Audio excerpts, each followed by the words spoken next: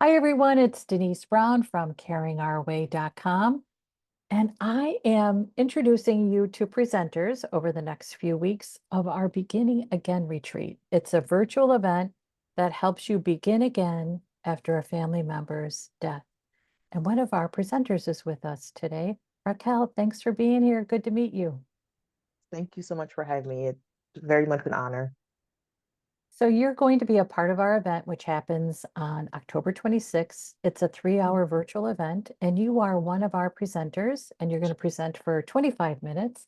And I love the title of your presentation, which is Chronicles of Grief. Mhm. Tell me a little bit about how you came up with that title and what it means to you. Yeah, absolutely, Ms. Denise. Thank you so much. I think for me, it's when I do, so I'm a licensed therapist, and so I do a lot of grief work. I also am doing my own grief work, and have my own therapist to help me with that. And so I think for me, when I think about a chronicle, I'm thinking about ups and downs. And because grief is such a roller coaster of emotions, and even when it's a year, 2 years, 5 years, 10 years, it can look so different each year. And depending on what you have going on, it can just change so much. And so I think for me, just talking about maybe some things that folks don't typically talk about when it comes to grief or just don't say out loud, essentially, when it comes to what the grief process can look like. Yeah, for some reason, I think we look at grief as a period of time, that it Hmm. starts and ends. And we know that it actually doesn't. It starts, No. but the ending point, I think, is really the rest of our life. Hmm. I'm curious, how has your grieving process changed over time? Oh, wow. There was a period of time where my husband asked me like early in grief. So I lost two very important people to me very like back to back. Like my mom passed in January of 2020, and then my grandma passed April 2020, and which I'll talk about a little bit more in my presentation. But there was a point in time in those first like 6 months where it just wasn't going well for me. And my husband, through his very like, he's been with me a while. He knows how to say things to me where I'm not like, what? So he was just kind of like, hey, do you feel like you'll ever be happy again? Or kind of what do you think would help you be happy? And my response during my first 6 to 8 months of grief was, if they come back, that's it. And he was like, huh, can you see your therapist more than once a week? I'm just worried. Like he was concerned. He was like, he could see that I was stuck. And so I think uh, it it just it just goes up and down like that. And so I think 4 years later, for me to see where I am now and know that grief is infinite, that grief can look different at different phases of life, and to also know that where you were doesn't have to be where you are. Yeah, wow.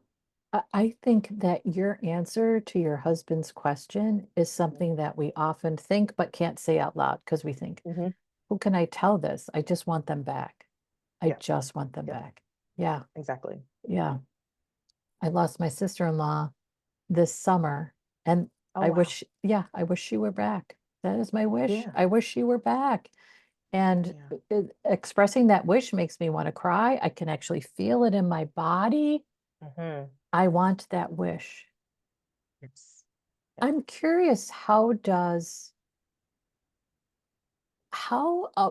so there's actually two questions that I'm debating about asking, but I'll go with the first question that I was thinking of when you were talking about those first 6 to 8 months. I think about suffering. We are suffering. Hmm. And people think Absolutely. of it as grief, and I think that they are interrelated, but I also think that there might be some little nuance difference. And I'm wondering how you think about suffering as it is part of our grieving experience. Absolutely. I think for me, so I think when we think about suffering, and if you hear the word suffer, it's like, this gut-wrenching, devastated, very like internalized, like just feel it throughout your head to toe body, just aching, longing for the person that you lost. And so I think for me, I definitely felt that and still feel that, but not every day like I was initially, but it still comes. And so I think the progression of the process, again, grief is infinite, so it's always going to kind of be ebbing and flowing because you're just never gonna be the same person you were before you lost that person. And I think that's also something that I had to understand, that I can't go backwards because how could I? How could I be the same person I was before they passed when I've lost a chunk of who I am, essentially? So I think, the suffering part of it is something that I think that a lot of us don't allow ourselves to feel fully. And for some of us, it's fear, because I know for me, I was like, if I let it do what I think it's going to do, I don't know if I can come back from that. And that's terrifying. It's scary. It's scary. But I think for me also, it's having great support. My husband is amazing. He can ask me questions and talk to me about certain things, and I won't immediately be like offended. I'm like, I know this is coming from a place of love. And then great friends, great family, and having my own therapist and all those sort of things. But even in that, some days you just don't feel like doing all that. And so it's also okay to just have those days where you just let it do what it's going to do, and not sort of that immediately, as soon as you feel it's like, nope, I'm not doing that. Like that doesn't help either, because it doesn't go away, and it's gonna come back with a vengeance if you don't give it the space it deserves, essentially. I'm curious about how grief shows up in our body. We often think about it as tears, but I wonder how grief has shown up in your body. Goodness. So for me, I'm a generally anxious person. So again, I have my own therapist and we talk about that. And so for me, grief felt like heaviness, tension, like physical tension in my jaw, upper back, like neck, like stomach discomfort, just tight, like just always kind of like this all the time. Like I couldn't relax because my brain was always just like a little hamster on a wheel.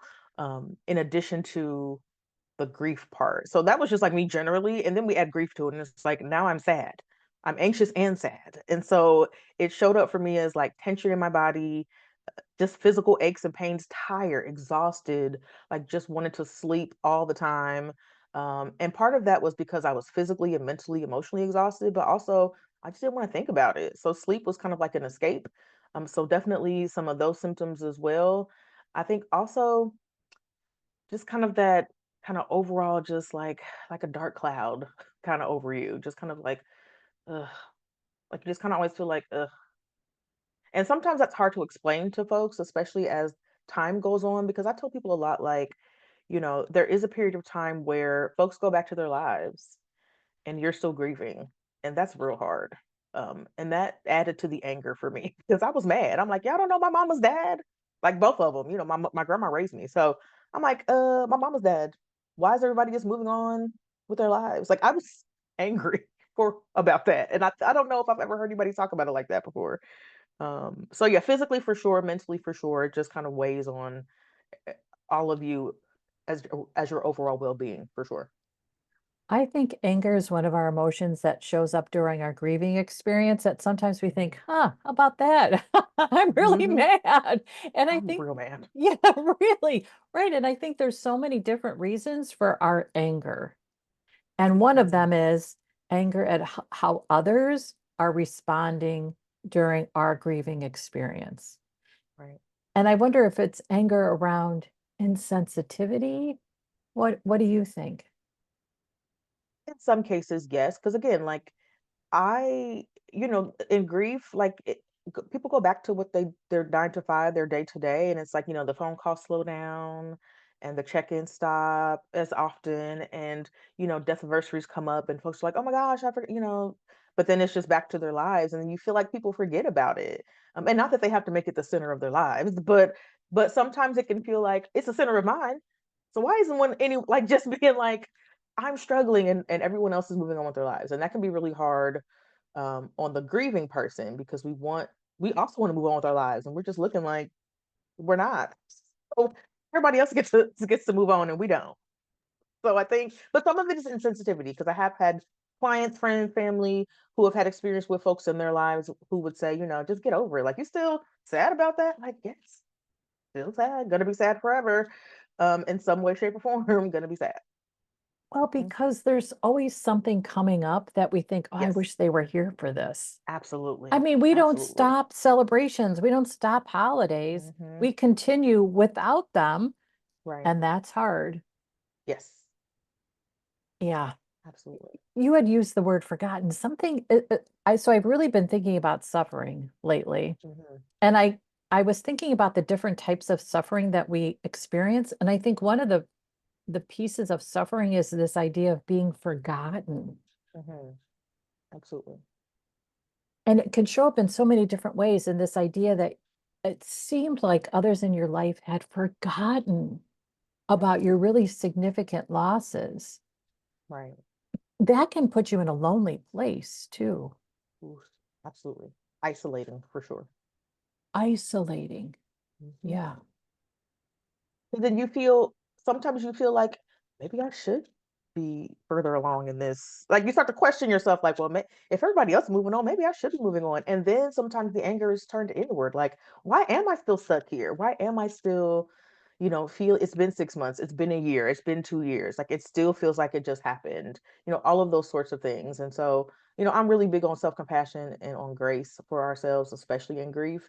And so just to understand that there is no timeline, there's no formula, there's no specific way to grieve, and how you grieve is how you grieve. That's it. Raquel, I am so looking forward to your presentation during our Thank event. you. So Thank just you. as a reminder, our event takes place on October 26th. It starts at 10 a.m. Eastern time. We go for 3 hours and it's virtual. And we'll also Mm. record it. So you'll have access to these great presentations after our event ends. So Raquel, for those who are watching and like to be in touch with you, what's a website address they can reach you at? Absolutely. My website is b-thelight.info, b-thelight.info. So reach Great. out, questions, comments, concerns. Would love to hear from y'all. And I'll make sure to include the website address in our show notes.